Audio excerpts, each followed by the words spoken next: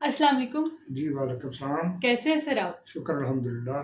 नासिर साहब, ये जो फ़िरका बाज़ी ने जन्म लिया, क्या ये इमाम बुखारी की हदीसों की वजह से हुआ या चारों अइम्मा कराम की तबलीग की वजह से एक दिन इतने फ़िरकों में बढ़ गया? आपकी इस बारे में क्या राय है? दीन इस्लाम की रोशनी में तफसील से बताएं। اعوذ باللہ من الشیطان الرجیم، بسم اللہ الرحمن الرحیم۔ دیکھیں، اگر ہم احادیث کی تعلیم کی طرف جائیں تو احادیث معاونت تو کرتی ہیں دین اسلام میں قرآن کی، مگر وہ میں سمجھتا ہوں کہ بالکل ان کا اختلاف ہے۔ حدیثوں کی وجہ سے بہت سارا اختلاف ہے، دین اسلام کی شکل ہی بدل گئی حدیثوں کی وجہ سے۔ آخر کیوں؟ دیکھیں، اللہ کی وحی، اللہ کا قرآن ہمارے لیے سب سے معتبر ہے جو آسمان سے آیا۔ ہم مسلمان عقیدہ رکھتے ہیں کہ وہ اللہ کی کتاب ہے جو نبی اکرم صلی اللہ علیہ وسلم پر اتاری گئی اور اللہ کے نبی نے خود لکھوائی اور خود جمع کروائی اور اس پر مہر ثبت کی کہ یہ اللہ آج دین مکمل ہو گیا۔ احادیث تو 200-250 سال بعد لکھی گئی، اس نے اس کو بتایا، اس نے اس کو بتایا، ہمیں تو یاد نہیں۔ اگر ہم اپنے پردادا کے پیچھے جائیں تو ہمیں تو کچھ یاد نہیں، ان لوگوں نے پتہ نہیں کیسے لکھ لیا، کیسے ان کو وہ باتیں یاد رہیں، سمجھ سے بالا۔ اور دوسری بات یہ ہے کہ اگر ایک بات اللہ کے نبی نے اپنے قرآن میں اپنی کتاب میں خود لکھوا دی ہو تو کل کو کوئی بندہ اس کے الٹ یا اس کے مخالف کوئی بات گڑھ کر یا بنا کر حدیث کی صورت میں لے آئے تو میں نہیں سمجھتا کہ اس کو ماننا ضروری ہے۔ یہ نہیں کہ حدیثوں کی وجہ سے کہ حدیث آ گئی بس جس کو سن لے، خواہ وہ کتنی بڑی گڑی ہوئی ہو یا جھوٹ پر مبنی ہو۔ آپ یہ نہیں سوچتے؟ ابھی دیکھیں، میں خلاصہ کرتا ہوں امام بخاری کی حدیثوں کا۔ آپ نے سوال کیا کہ فرقہ بازی نے کیسے جنم لیا۔ میرا یہ ماننا ہے، دوسرے مسلمانوں کا بھی ماننا ہے، جو اہل علم ہیں، جو جاہلون ہیں، ان کا نہیں میں کہہ سکتا، جو قرآن کے عالم ہیں، وہ یہ سمجھتے ہوں گے کہ اللہ کا قرآن کہہ رہا ہے، سورہ نمل آیت نمبر 55 وہ کہہ رہی ہے، اے نبی اکرم صلی اللہ علیہ وسلم، اس کا ترجمہ سنا رہا ہوں، اے نبی اکرم صلی اللہ علیہ وسلم کہہ دیجئے کہ زمین اور سمانوں میں جتنی مخلوقیں ہیں ان میں سے کوئی بھی غیب کی بات کو نہیں جانتا ماں سوائے اللہ تعالیٰ کے، اور نہ یہ کہ تم دوبارہ کب کھڑے کیے جاؤ، دوبارہ کب زندہ کیے جاؤ، آگے یہ بھی لکھا۔ اب میرا سوال ہے، یہ تو اللہ کے نبی نے کہہ دیا، ہمارے نبی نے کہہ دیا، نبی اکرم صلی اللہ علیہ وآلہ وسلم۔ اب دوسری طرف حدیثیں ہیں، وہ کوئی اور قصہ بیان کر رہے ہیں۔ اب اگر ہم اللہ کے نبی کی بات مانیں، قرآن کی بات مانیں، اللہ کی وحی کے ذریعے مانیں، یا انسانوں کی نبی اکرم صلی اللہ علیہ وسلم کے بعد میں جو جمع کی گئی ان باتوں کو مانیں، میں یہ نہیں کہتا کہ امام بخاری کو بہت بڑا قصور کر دیا، ہو سکتا ہے وہ اپنی طرف سے اچھی کوشش کر رہا ہو، لیکن میرا لوگوں سے سوال یہ ہے آج کے دور میں کہ کیا قرآن کی جس کی حفاظت کی ذمہ داری اللہ تعالیٰ نے کہا میں خود لیتا ہوں اور میں قیامت تک اس کی حفاظت کروں گا، کیا ہمیں اس طرف دیکھنا چاہیے یا قرآن کو پتہ پشت کر کے احادیث کو دیکھنا چاہیے؟ یہ فیصلہ ہم لوگوں کو خود کرنا ہے۔ ابھی حدیث کیا کہہ رہی ہے؟ سنن ابو داؤد ہے کہ وہ 4596 4596 ہے، 4596۔ یہ کہہ رہی ہے سنن ابو داؤد کی کہ نبی اکرم صلی اللہ علیہ وسلم نے کہا کہ یہود کے 71 فرقے ہوں گے، نصارہ کے 72 فرقے ہوں گے اور میری قوم کے 73 فرقے ہوں گے، ایک بڑھ کر ہوگا۔ ابھی سوال یہ ہے کہ کیا نبی اکرم صلی اللہ علیہ وسلم یہ جانتے تھے کہ ان کے مر جانے کے بعد، ان کے مرنے کے بعد کتنی صدیاں آئیں گی اور ان کے مرنے کے بعد اگلے دن کیا ہوگا؟ کیا ان کو یہ علم تھا؟ میں اپنے علم کی بدولت اللہ کے قرآن سے یہ ثابت کر سکتا ہوں کہ ان کے پاس یہ علم نہیں تھا۔ پھر انہوں نے کیسے کہہ دیا کہ جو ان کے 71 ہوں گے، فلانے کے 72 ہوں گے اور میری عمر کے ایک بڑھ کر ہوگا 73 ہوں گے، اور ان میں سے ایک دو دفعہ یہ بھی لکھا ہے کہ ان میں سے ایک جائے گا تو وہ کہے گا جی یہ فرقہ سچا، باقی سارے جنمی ہوں گے، یہ بھی کہا تھا انہوں نے، وہ کوئی اور حدیث ہے۔ یہ بات تو ہوگی ایک طرف، یہ ہے احادیث سنن ابو داؤد۔ ابھی ایک بخاری کی حدیث بھی ہے جس میں لکھا ہے کہ انہوں نے کہا کہ جی قیامت کے بارے میں بتائیں، انہوں نے کہا جی وہ تو قرآن کہتا ہے یہ، تو انہوں نے کہا جی ان کا نشانی بتا دیں۔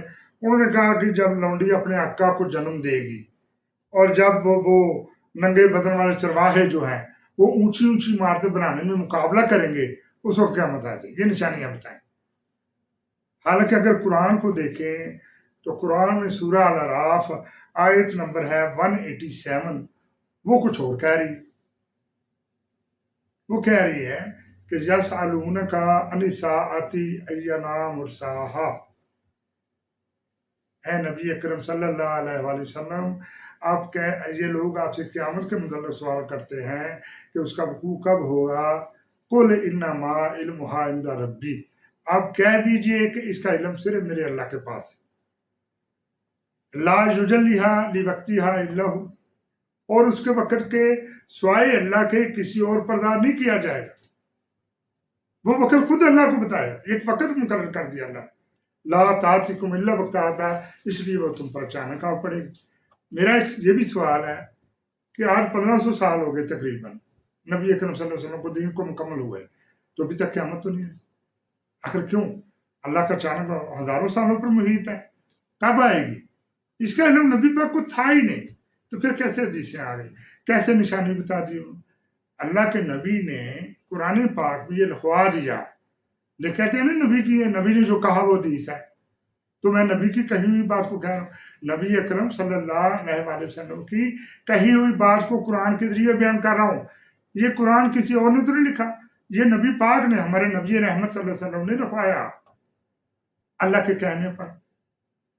اللہ اور رسول نے دونوں نے مل کر یہ بات اپنی کتاب میں قرآن میں لکھ دی۔ سورہ اعراف آیت نمبر 187۔ ابھی ہم دیکھیں کہ یہ آیت کہہ رہی ہے کہ آپ کہہ دیجئے، لوگ اللہ نے ان کا سنا، جو لوگ ان کو کہتے تھے، پوچھتے تھے، ایسے ہی باتوں میں کئی دفعہ بولے یا رسول اللہ یہ بتائیں، تو اللہ کے نبی اسی وقت آیت اتار دیتے تھے۔ اللہ کے نبی نے وہ آیت اتاری کہ آپ کہہ دیجئے، آپ سے قیامت کے متعلق سوال کرتے ہیں تو اس کا وقوع کب ہوگا، تو آپ ان کو کہہ دیجئے کہ اس کا علم صرف میرے اللہ کے پاس ہے، اس کے وقت کو اللہ کے سوا کسی اور پر دار ہی نہیں کیا جائے، وہ بس تم پر اچانک آ پڑے۔ نبی نے کیا کہا؟ یہ کہا۔ اب اگر کوئی کل کو اور حدیث کے ذریعے کوئی بات نہ کرے، دیکھیں یہ نبی پاک نے کہا، نبی پاک نے یہ کہا، نبی پاک نے یہ بھی کہا، تو ہم کیسے مانیں گے؟ ہمیں کیا غور نہیں کرنا چاہیے کہ ایک طرف اللہ کا قرآن، ایک طرف اللہ کے نبی حضرت محمد مصطفیٰ صلی اللہ علیہ وسلم کی کتاب کا قرآن، ان کی وحی، ان کا لکھا اور لکھایا ہوا قرآن، ایک پاس ہمیں ایک بات وہ کہہ رہا ہے، اور دوسری طرف ایک من گڑت اور جھوٹی پتہ نہیں وہ کہاں سے لائے حدیث۔ ایسا کیسے ہو سکتا ہے کہ نبی نے ایک فرمان جاری کر دیا، اللہ نے ایک کتاب میں ایک چیز لکھوا دی ہو، تو اس کے الٹ یا اس کے مخالف کی بات بنا کر لے آئے، ہم اس کو کیسے دین کا حصہ بنائیں؟ بالکل بھی نہیں، اور نہ ہمیں بنانا چاہیے۔ یہ کوئی زبردستی تو نہیں ہے کہ حدیثوں کو جب تک دین کے اندر شامل نہیں کریں گے آپ کی گردن کاٹ دی جائے گی، یہ کوئی شرط ہے؟ یہ کس نے رکھی؟ حدیثوں کے لکھنے کے 250 سال پہلے اللہ کے نبی نے کہہ دیا آج اللہ کا دین مکمل ہو گیا، اور اللہ کا دین ایک ضابطہ حیات ہے تم لوگوں کے لیے۔ اس کو نہ چھوڑنا، اس کتاب کو نہ چھوڑنا، اللہ کی وحی کو نہ چھوڑنا، ورنہ تم گمراہ ہو جاؤ، اور جب تک تم اس پر قائم رہو گے تم غالب رہو گے۔ اور آپ دیکھ لیں صحابہ کرام کے دور میں کیا وہ غالب نہیں رہے؟ کیا عدل و انصاف نہیں رہا؟ کیا شام و نریمان میں چراغ نہیں جلایا؟ کیا کیسو کسرا کو تیگ نہیں کیا گیا؟ چراغ چلائے گئے، بعد میں کیا ہوا؟ انسان فرقوں میں بٹ گیا۔ اس لیے کچھ وقت امام بخاری صاحب پیدا ہو گئے، اور ان کے شاگرد اور چاروں ائمہ کرام انہوں نے اپنی اپنی رائے شامل کر۔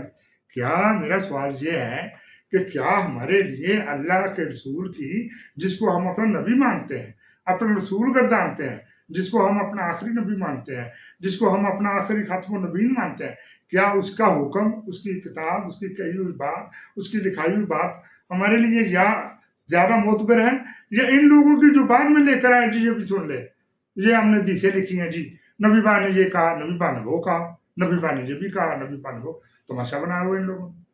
یہ کیا طریقہ ہے؟ پیغمبروں کا ایک وتیرہ ہوتا ہے، ہمارے نبی اکرم صلی اللہ علیہ وسلم کا ایک طریق تھا، وہ راست پر تھے، کیونکہ اللہ کی وحی ان کے ساتھ تھی، اللہ کا کلام، اللہ کا فرشتہ ان کے پاس آتا تھا، وہ ان کو کلام دے کر جاتا تھا۔ اور ہمارے لیے قرآن حکم ہے، ہمارے لیے ہمارے نبی سے افضل کائنات میں کوئی نہیں شخصیت، اور قرآن سے زیادہ معتبر ہمارے لیے کوئی کتاب نہیں۔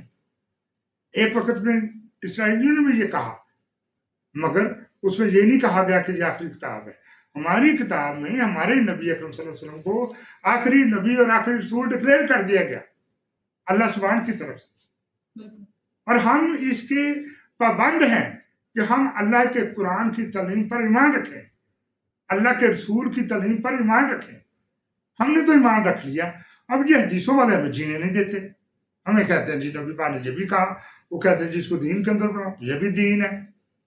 ہم پر تو زبردستی تلوار کے زور پر امام بخاری کی صورت میں ایک آفت نازل ہو گئی ہمارے اوپر، جس نے ہمیں یہ پابند کیا جی میری بات نہیں سن، میں نے یہ حدیثیں جمع کی، حالانکہ ان لوگوں کی، ان محدثین کی حدیثوں کی وجہ سے فرقے بڑھے، فرقہ بازی آ جائے۔ قرآن کہتا ہے کہ اے نبی اکرم صلی اللہ علیہ وسلم، جنہوں نے گروہ گروہ ہو گئے، جنہوں نے فرقے قرآن کو تقسیم کیا، اللہ کے دین کو بٹوارا کیا، آپ کا ان سے کوئی تعلق نہیں، تو یہ کہہ رہے ہیں کہ نبی پاک نے کہا کہ جب قیامت سے پہلے نا اتنے فرقے ہو جائیں گے۔ میرا سوال یہ ہے کہ نبی اکرم صلی اللہ علیہ وسلم کو یہ پتا تھا کہ ان کے مرنے کے بعد اگلے دن کیا ہوگا؟ کیا قرآن یا اللہ کی کتاب یا اللہ کے نبی کی کتاب کیا اس بات پر اشارہ دے رہی ہے؟ کوئی ایسا اشارہ ہمیں قرآن کی کتاب سے ملتا ہے جو کہ اللہ اس کے رسول کی کتاب ہے، جو کہ اللہ کی طرف سے ایک وحی ہے؟ کیا ہمارے پاس وہاں سے کوئی اشارہ ہے جس پر ہم مان لیں کہ نبی پاک کو تو ساری کائنات کا علم تھا اور ان کو یہ بھی علم تھا کہ کتنی ان کے مرنے کے بعد صدیاں ہوں گی؟ دیکھیں آج 14ویں 15ویں صدی ہو گئی، علماء سے ہم سنتے ہمارے کان پک گئے، جی 14ویں صدی سے آگے صدی نہیں ہوگی، نبی پاک نے کہا۔ پھر لوگوں نے سوال کیا 14ویں سے تو 15ویں صدی ہوگی مولوی صاحب، نہیں انہوں نے ساتھ یہ بھی کہا تھا کہ وہ صدی پتہ نہیں کتنی لمبی ہوگی۔ یہ تو ایک بےہودہ سی بات ہے، یہ تو ایک جاہلانہ بات۔ دین اسلام تو آیا جہالت کو ختم کرنے کے لیے، آپ لوگ ابھی بھی جہالت کی بات ہے، یہ تو جہالت کی بات ہے۔ دیکھیں صدی کا مطلب ہوتا ہے 100 سال، اگر آپ کے 100 سال پورے ہو گئے تو آپ اس کو کنورٹ کر دیتے ہیں، it mean 100 year, it mean 1 century, ایک صدی مکمل ہو گئی۔ آپ لوگ کہتے ہیں وہ پتہ نہیں کتنی لمبی ہوگی، یہ کوئی اتھینٹیکیٹ بات ہے؟ یہ جہلانہ بات۔ علم اور قرآن دین اسلام کی تشریح آ گئی جاہلوں کے ہاتھوں میں، یہ جہالت ہے کہ اللہ کے نبی کی کتاب کو چھوڑ کر، اللہ کے رسول کی کتاب کو چھوڑ کر ہمارے لیے کون معتبر؟ ہمارا رسول، ہمارا نبی حضرت محمد مصطفیٰ صلی اللہ علیہ وسلم ہمارے لیے بھی معتبر ہے، ان کی کہی ہوئی بات معتبر ہے۔ دیکھیں قرآن جب اترا تو کسی پہاڑ پر نہیں اترا، وہ کسی چوراہے پر نہیں آیا، وہ نبی اکرم صلی اللہ علیہ وسلم کے قلب پر آیا، تو ان کی زبان سے وہ لفظ ادا ہوئے۔ کتنی معتبر بات۔ جو نبی سے محبت کرتے ہیں، جو عاشق رسول ہیں، میں ان کو دعوت دیتا ہوں کہ اس پلیٹ فارم پر آئیں۔ یہ مت سوچیں کہ اس بندے کی داڑھی نہیں ہے جس کی بات نہیں سننی چاہیے، چلو میں اس پر بھی بات بناؤں گا کہ داڑھی فرض ہے یہ نہیں ہے دین اسلام۔ کیا ہے؟ کیا داڑھی کے بغیر لوگ مسلمان نہیں ہیں؟ کیا ان کو دین اسلام پر بات کرنے کا کوئی حق نہیں جس کی داڑھی نہ ہو؟ کیا داڑھی شرط ہے کہ وہ قرآن کو ہاتھ نہ لگائے جب تک داڑھی نہ رکھے، یا قرآن کی دین کی تعلیم نہ لے جب تک وہ داڑھی نہ رکھے؟ یہ کوئی شرط ہے؟ مجھے کئی کمنٹس آئے یہ آپ کی داڑھی نہیں ہے، آپ کا فلانا نہیں ہے، آپ کا ٹھمکانا نہیں ہے۔ یہ تو کوئی طریق نہیں۔ آپ یہ دیکھیں کہ کیا میں بات غلط کر رہا ہوں یا صحیح؟ کیا میں بات اللہ کے قرآن سے سنا رہا ہوں یا کہیں اور سے؟ میں کوئی قصہ کہانی تو نہیں سنا رہا، میں ٹو دی پوائنٹ اللہ اور اس کے رسول کی کتاب سے سنا رہا ہوں جو آج بھی ہمارے گھروں میں محفوظ ہے۔ اب بات کرتے ہیں کہ یہ دیکھیں جی جب لونڈی اپنے آقا کو جنم دے گی تو قرآن نے کیا کہہ دیا؟ آپ کہہ دیجئے کہ مجھے نہیں پتا۔ جب اللہ نے کہہ دیا آپ انکار کر دیں، مجھے پتہ ہی نہیں، اس کا علم صرف میرے اللہ کے پاس، پھر تم کیوں نبی پاک کی بار بار حدیثیں، ہزاروں حدیثوں کی صورت میں حدیثیں لے کر آتے ہو؟ یہ دیکھیں جی، یہ دیکھیں جی، یہ دیکھیں جی۔ ان لوگوں نے کیا تماشا بنا ہوا ہے؟ ان کو خوف خدا نہیں؟ کیا امام بخاری نے لکھنے سے پہلے یہ نہیں سوچا کہ میں کاش قرآن پڑھ لوں؟ میں تو یہ کہتا ہوں کہ وہ قرآن کا عالم ہی نہیں تھا۔ اگر وہ قرآن کا عالم ہوتا، پہلے قرآن کی اسٹڈی کا اصل کرتا، پھر حدیثوں کو جمع کرتا۔ بس اس نے ایسے ہی، اس کے باپ بھی یہی کام کرتا تھا، وہ باپ کی دیکھا دیکھی، اس کو اور کوئی کاروبار نہیں ملا، اس نے یہی کتاب لکھنے کی صورت میں، اور وہ جو کتاب لکھی اس سے ہمارے دین میں جہالت پھیل رہی ہے، ہمارے دین میں سوال اٹھیں گے۔ اور اٹھ رہے ہیں کہ یار کبھی تم حدیثوں کے لیے یہ کہتے ہو، تمہارا قرآن یہ کہہ رہے ہیں، تمہاری اصل بات کیا ہے؟ دیکھیں جو اللہ کی وحی آئی اس نے تائید کی کہ تورات، زبور، انجیل میری ہی کتابیں تھی، وہ میرے ہی انبیاء تھے۔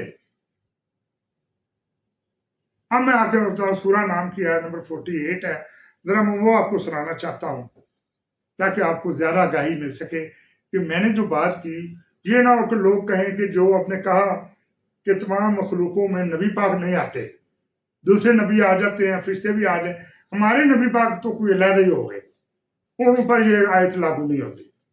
چلیں میں آپ کو سورہ نام کی آیت نمبر 48 سناتا ہوں کہ وہ کیا کہہ رہی، جس پر نبی پاک نے خود کہا۔ وہ آج یہ کہہ رہی ہے کہ وَمَا نُرْسِلُ الْمُرْسَلِينَ إِلَّا مُبَشِّرِينَ وَمُنذِرِينَ، وَمَا نُرْسِلُ الْمُرْسَلِينَ إِلَّا مُبَشِّرِينَ وَمُنذِرِينَ۔ ہم رسولوں کو صرف، آپ کہہ دیجئے صلی اللہ علیہ وسلم، آپ کہہ دیجئے کہ ہم رسولوں کو صرف اور صرف اس لیے بھیجا کرتے ہیں کہ وہ لوگوں کو اللہ تعالیٰ کے خوف سے ڈرائیں اور اللہ تعالیٰ کی طرف سے خوشخبری دیں۔ رسولوں کو کیوں بھیجا کرتے ہیں؟ ہم رسولوں کو صرف اور صرف اس لیے بھیجا کرتے ہیں، یہ میں اپنی طرف سے بات نہیں کر رہا، یہ اللہ کے قرآن سورہ انعام آیت نمبر 48 سے میں بیان کر رہا ہوں کہ اللہ تعالیٰ کی طرف سے خوشخبری دیں کہ آپ کو میں اچھی جگہ داخل کروں گا اگر آپ میری ہدایت پر عمل پیرا رہے، تو اگر نہ رہے تو بری جگہ ہے۔ اور ڈرائیں بھی اللہ تعالیٰ کی طرف سے۔ کس کی طرف سے ڈرائیں؟ اللہ تعالیٰ کی طرف سے۔ کس کی طرف سے خوشخبری دیں؟ اللہ تعالیٰ کی طرف سے۔ آگے وہی آ جا کے کہہ رہی ہے کہ آپ کہہ دیجئے نہ میں تم سے یہ کہتا ہوں کہ میرے پاس خدا کے خزانے ہیں، اور نہ میں تمام غیبوں کو جانتا، اور نہ ہی میں تم سے یہ کہتا ہوں میں کوئی فرشتہ ہوں۔ ان نتبع الا ما یوحی الی، میری طرف سے جو وحی کیا جاتا ہے میں اس کا اتباع کرتا ہوں، اس کے پیچھے پیچھے ہو لیتا ہوں، میں آپ کو وہی سنا دیتا ہوں جو میری طرف وحی کیا جاتا ہے، اس کے علاوہ میں کچھ نہیں جانتا۔ کتنی بڑی بات انہوں نے کہہ دی کہ آپ کہہ دیجئے کہ نہ میں تم سے یہ کہتا ہوں کہ میرے پاس خدا کے خزانے ہیں، نہ ہی میں تمام غیبوں کو جانتا ہوں۔ یہ کون کہہ رہے ہیں؟ نبی اکرم صلی اللہ علیہ وآلہ وسلم، سورہ انعام میں آیت نمبر 48۔ اللہ نے کہا کہ آپ کہیے، اللہ کے نبی نے کہہ دیا نہ میں تم سے یہ کہتا ہوں، آپ کہہ دیجئے، اللہ تعالیٰ کہہ رہے ہیں۔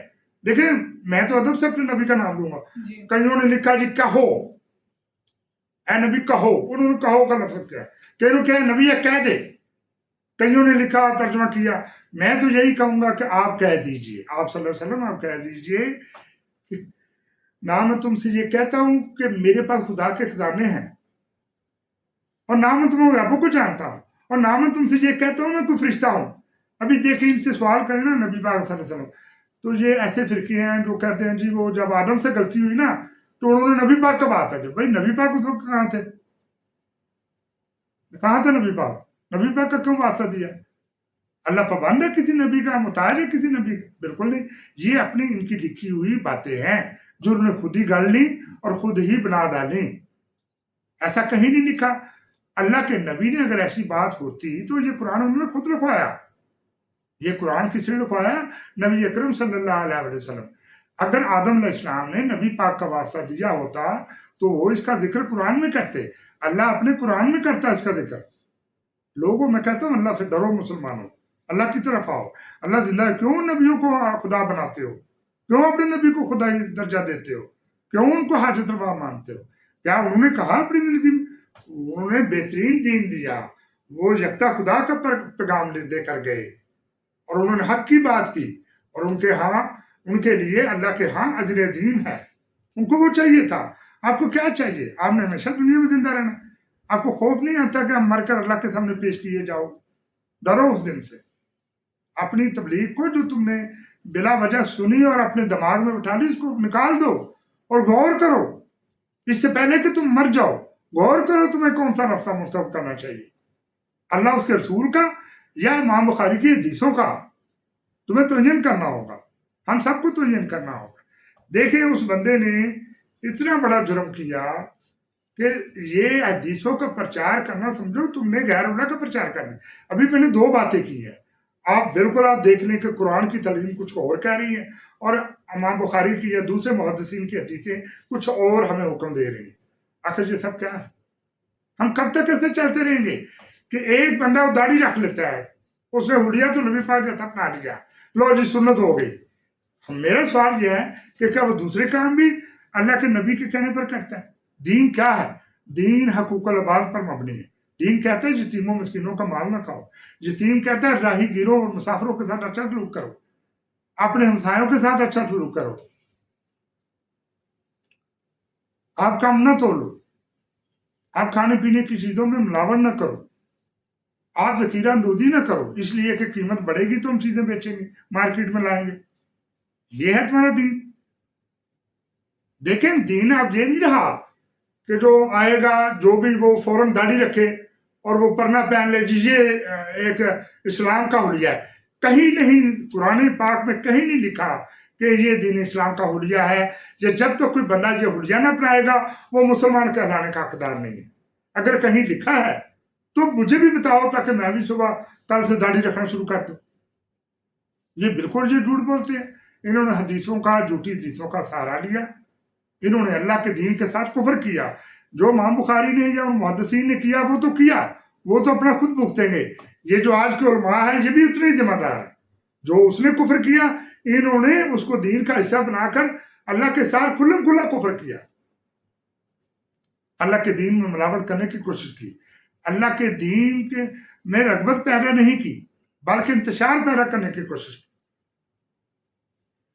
اب دیکھیں ابھی یہ اگر کافی نہیں میں اور آپ کو بتا دیتا ہوں, اور بھی ہے یہ وہ 71 والے کیا ان کے پاس غیب کا علم تھا؟ نہیں تھا.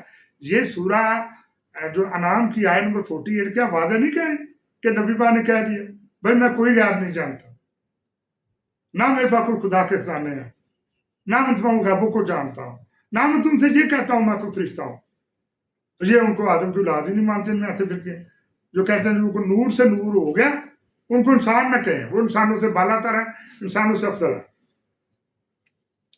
حالانکہ ہم نماز پڑھتے ہیں تو ہم کہتے ہیں یا اللہ ہمیں سیدھا راستہ دکھاؤ, لوگوں کا راستہ دکھا جن پر آپ نے انعام کیا. کیا نبی پاک یہ آیت نہیں پڑھتے تھے؟ کیا نبی پاک نماز نہیں پڑھتے تھے؟ پڑھتے تھے. صحابہ کرام بھی پڑھتے تھے, اولیاء ہر بندے نے, بڑے بڑے سپاہ سالاروں نے, بڑے بڑے بادشاہوں نے یہ پڑھی. یہ کہتی یا اللہ ان کا راستہ دکھا جن پر آپ نے انعام کیا, یا اللہ ان کے راستہ دکھانا جن پر آپ نے غضب کیا. اب ہم نے قرآن سے ڈھونڈ رہے ہیں کہ کن پر اللہ نے انعام کیا اور کن پر غضب کیا. ہمارے نبی اکرم صلی اللہ علیہ وسلم سے پہلے نبی پاک بھی یہ کرتے تھے. اگر نبی پاک آل اینڈ آل ہوتے یا نور میں سے ہوتے تو وہ یہ کہتے یا اللہ میں محمد نبی دنیا کا افضل ترین انسان, یا اللہ میرا راستہ پہلے گزرے ہوں کو بھی دکھانا قیامت کے دن اور آنے والوں کو بھی میرا راستہ دکھاؤ. وہ یہ کبھی نہ کہتے کہ یا اللہ مجھے ان کا راستہ دکھا جن پر اپنے نام کیا. انہوں نے اللہ کے دین کے ساتھ کھلم کھلا کفر کیا. اللہ کے نبی نے بالکل صحیح دین دیا, وہ صحیح دین دے کر مکمل دین دے کر ہمیں اپنا فرض پورا کر کے مر کے اس دنیا سے جا چکے. انتشار ڈالنے کی ان کو چھوڑ دیا ہمارے اوپر, ہماری گردنوں کے اوپر. یہ تلوار لے کے بیٹھے, کبھی فتویٰ لگاتے اس کی داڑھی نہیں ہے, اس کو بات کرنے کا حق نہیں ہے, کبھی فتویٰ لگاتے ہیں جس نے دیکھو جی یہ کر دیا وہ کر دیا. جو سچ بولے اس پر فتوے, اور جو سود خوری کرے, جو نجائز منافع خوری کرے, جو یتیموں اور مسکینوں کا مال بھی کھا جائے. آپ دیکھیں ایک وہ بڑا مذاقیہ جو مولوی تھا, کیا میں اس کا ذکر تو نہیں کرنا چاہتا, وہ بڑا ساتھ آ کے لوگوں کو وائرل ہو گیا, لیکن پتہ چلا کہ اس نے اپنے چچے کی دونوں چچوں کی جائیداد پر قبضہ کیا ہوا ہے, وہ ان کا حصہ بھی کھا گیا, اور آج وہ جنٹل مین بن کے بڑی بڑی قربانیاں کرتا ہے, داڑھی بھی ہے اور وہ عالم دین اسلام کا عالم بھی بنا ہوا ہے. یہ شخصی بات ہے, لیکن اس لیے کہہ رہا ہوں کہ تمہیں اللہ کا خوف نہیں ہے کہ تم سے اللہ نہیں پوچھے گا, کہ یہی پوچھے گا بس داڑھی ہے جس کو جنت میں داخل کر دو. قیامت کے دن جب اللہ کا تخت اترے گا 8 فرشتے اس کا تخت اٹھائے رکھے ہوں گے, اور وہ اتنا ہیبت ناک دن ہوگا کہ بچے اپنے مائیں اپنے بچوں کو پہچاننے سے انکار کر دیں گی, مجھے نہیں پتا یہ کون ہے, لے جاؤ. اتنی وہ خوف زدہ ہوگی ہر انسان. اس دن اللہ تعالیٰ خود حساب لیں گے. کیا وہ یہ کہیں گے اس کی داڑھی ہے بھائی اس کو اس دروازے سے اندر داخل کر دو؟ نہیں، پورا پورا پوچھا جائے گا، پورا پورا حساب لیا جائے گا ہر چیز کا۔ لوگوں اللہ سے ڈرو۔ یہ کس کو چکر دیتے ہو داڑھی رکھ کے؟ کس کو؟ لوگوں کو تو لوٹ لیا جی، میں بڑا بہت ہوں جی، میں عالم دین ہوں جی۔ یہ وہ بیچارے، میں نے ان کی ایک ویڈیو دیکھی جس پہ وہ بیچارے کہہ رہے تھے، اور میں سمجھتا ہوں کہ ان کے ساتھ زیادتی کی اس نے، کیا اس کا ناصر مدنی یا پتہ نہیں کیا اس طرح کا نام ہے، میں کہنا نہیں چاہتا، لیکن مجھے دکھ ہے کہ آج تک اس نے یہ کہا کہ جی میں بڑا دیندار ہوں۔ یہ دینداری ہے لوگوں کے ساتھ ظلم کر کے؟ تم نے داڑھی کو دین اسلام کا طریق بنا لیا۔ داڑھی دین اسلام کا طریق ہے ہی نہیں۔ بے شک مجھے کچھ سنے یا نہ سنے، میں نے اللہ کے لیے اللہ کا پرچار کرنا چاہا، اللہ اس کے رسول کا۔ اگر اللہ چاہے گا تو میں کامیاب رہوں گا، لوگ مجھے سنیں گے اور اپریشیٹ بھی کریں گے اور اللہ کی طرف آئیں گے۔ میرا پیغام کیا ہے؟ ملت ابراہیم پر میں نے اپنے نام کے ساتھ مسلمان کیوں لکھایا؟ میں نے نہیں لکھا میں اہل حدیث ہوں، میں دیوبند ہوں، میں اہل تشیع ہوں، میں اہل سنت و بریلوی، میں نے کبھی نہیں کہا۔ میں کہتا میں صرف مسلمان اور ملت ابراہیم پر ایمان ہے، وہ ایمان جو میرے نبی کا ایمان تھا، وہ میرا ایمان۔ تم نے پتہ نہیں کہاں سے حدیثیں لے کر آئے۔ قیامت کے دن ان سب کو انشاءاللہ، وہ کہتے ہیں نا کہ ابو لہب گردن میں رسی ڈالی جائے گی، امام بخاری کی بھی اور ان سب کی گردن میں رسی بھی ڈالی جائے گی، یہ میں کہتا ہوں انشاءاللہ۔ دیکھیں اللہ کی رغبت یہ نہیں ہے کہ آپ داڑھی رکھ کے لوگوں کو لوٹنا شروع کر دیں، ٹھگی مارنا شروع کر دیں۔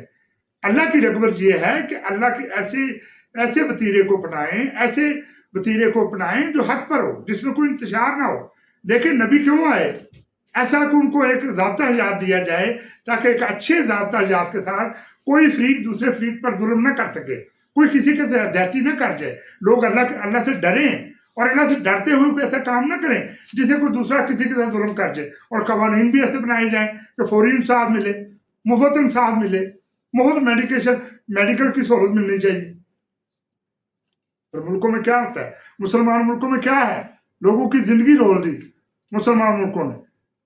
تبلیغ کیا ہوئی؟ بس داڑھی رکھ لو، جس نے داڑھی رکھ لی دن مکمل ہو گئے۔ کیوں؟ داڑھی سے آگے بھی کوئی بات کر لیا کرو، کوئی اللہ اس کے رسول کی بات بھی سنا دیا کرو۔ اب یہ ہے کہ دیکھیں امام بخاری نے اللہ اس کے رسول کے ساتھ کفر کیا، اللہ کے دین کے ساتھ کفر کیا۔ اللہ اس سے ضرور پوچھے گا قیامت کے روز، وہ پکڑ میں آئے گا۔ اور ساتھ یہ لوگ بھی جنہوں نے ان پر اس حدیثوں پر غور کرنے کی بجائے کہ کیا یہ اللہ کی وحی سے مماثل رکھتی ہیں، کیا یہ متصادم حدیثیں تو نہیں ہیں، ان کو دین اسلام کا حصہ بنا دیا۔ اب جو غیر ملکی اسلام قبول کرے گا یا دوسرا آئے گا، وہ تو یہی سمجھے گا کہ حدیث دین کا کوئی حصہ ہے، حالانکہ حدیث صرف ایک طریق ہے۔ ابھی میں نے 2-3 مسئلے بیان کیے، میں لوگوں پر چھوڑتا ہوں، قوم پر چھوڑتا ہوں، وہ خود تو یہ کریں کہ میری بات کوئی غلط ہے یا ٹھیک ہے۔ اگر ٹھیک ہے مجھے اپریشیٹ کریں، اور اگر غلط ہے تو مجھے کمنٹس بھیجیں، میں اپنی اصلاح بھی چاہتا ہوں۔ میں نے کھل کر بات بتا دی، قرآن بھی بیان کر دیا اور حدیث کو بھی بیان کر دیا۔ اب دونوں میں فرق دیکھ لیں کہ حدیث کیا کہہ رہی ہے اور قرآن کی تعلیم کیا کہہ رہی ہے۔ نبی پاک صلی اللہ علیہ وسلم کوئی غیب نہیں جانتے تھے، ان کو بالکل نہیں پتا تھا کہ ان کے مر جانے کے بعد کیا کیا ہوگا، یعنی ان کو یہ بھی نہیں پتا تھا ان کے مر جانے کے اگلے دن کیا ہوگا۔ کیوں ایسی بے شرموں کی طرح حدیثیں لے کر آتے ہو؟ کوئی عالم نہیں، ماں نے کوئی پتر نہیں جمیا جڑا حق دی گل کرے۔ سارے ایک دوسرے کو ڈر دے ہو، سارے ایک دوسرے فلانے عالم نے یہ کہہ دیا، فلانا فرقہ کیا سوچے گا۔ بات کرنے سے پہلے ڈرتے ہیں کہ فلاں کیا سوچے گا، فلاں فتویٰ لگا لے۔ مجھے کوئی ڈر نہیں بابا، اگر اللہ سے رسول کی بات کرنے کے باوجود مجھے پھانسی پر لٹکا دیا جائے گا تو مجھے کوئی اعتراض نہیں، موت تو برحق ہے، اس نے تو ہر حالت میں آنا ہے انسان۔ لیکن بات تو سچی کرنی چاہیے، یہ حقیقت ہے۔ دیکھیں ہم نئے بندے ہیں، لوگ کہتے ہیں جی اس کی داڑھی نہیں، اس کو ڈس لائک کر دو، کھولو ہی نہ۔ اگر کھولتے ہیں تو 1 منٹ کی بات بھی نہیں سنتے، وہ بڑک کے ادھر چلے جاتے ہیں۔ کوئی نہیں، انشاءاللہ تعالیٰ اللہ حق کی بات کو پہنچائے۔ جو ہمارے سبسکرائبر ہیں میں ان سے اپیل کرتا ہوں کہ وہ اس کو شیئر کیا کریں، زیادہ سے زیادہ شیئر کریں، زیادہ سے زیادہ کمنٹس بھیجیں تاکہ ویڈیو وائرل ہو اور لوگوں تک اصل بات پہنچے۔ 1200 سالوں سے بنو امیہ کے دور سے لے کر بنو معاذ کے دور سے لے کر یہ حدیثوں کو ایڈ کرنا شروع کیا، ایک پلاننگ کے تحت کہ اللہ کے دین میں انتشار پیدا کیا جا سکے۔ ہمیں فوراً ان حدیثوں کو نکالنا. آج میں نے صرف 2-3 حدیثوں پر بات کی ہے. میں روز 2-3 حدیثوں پر بات کیا کروں گا. آپ سمجھ لیجیے میرا ایک طرح سے پہلا ایپیسوڈ ہے. پہلی قسط کے نام پر اس کو جاری کر دیں. میں اس پر روز ایک ویڈیو چلایا کروں گا. میں چاہتا ہوں لوگوں کو اویئرنیس آئے, لوگوں کو یہ پتہ چلایا جائے کہ ہم نے قرآن کی طرف جانا ہے یا حدیث کی طرف. جو حدیث کچھ حدیثیں ہیں جو قرآن سے مماثلت رکھتی ہیں ان کو بیان کرنے سے کوئی حرج نہیں, کوئی مبالغہ نہیں. لیکن ایسی حدیثیں جو بالکل قرآن کے الٹ ہیں, قرآن کی تعلیم کے الٹ ہیں, ایسی حدیثوں کو معتبر بنانا اور دین اسلام کے اندر اس سے بڑا کائنات میں کفر نہیں. جو امام بخاری نے کیا, دوسرے محدثین نے کیا, چاروں ائمہ کرام نے کیا, اور آج ہمارے یہ جو ٹھیکیدار دین کے نام نہاد ٹھیکیدار بنے ہوئے ہیں انہوں نے بھی کیا, جنہوں نے بغیر تحقیق کے ان حدیثوں کو دین اسلام کا حصہ بنا دیا اور دین میں انتشار ڈالا. مسلمانوں, اللہ سے ڈرو. اللہ زندہ جاوید ہے, اس کی پکڑ بہت بری ہے, وہ تمہیں پکڑ لے گا. ڈرو, جیسے اس نے بنی اسرائیل کو پکڑا تھا. ہزاروں نعمتیں نازل کرنے کے بعد اس نے اسرائیل کو نہیں چھوڑ دیا ان کے حال پر ان کو. تم کس کے بچا رہے ہو؟ مسلمانوں کس کے بچا رہے ہو؟ کہاں تمہاری پیٹھوں پر کوئی مہر ہے؟ مجھے تو نظر نہیں آئی. اس لیے اللہ کی طرف آؤ, اللہ کے اصل دین کی طرف آؤ. اس سے زیادہ میں کیا کہہ سکتا ہوں. جو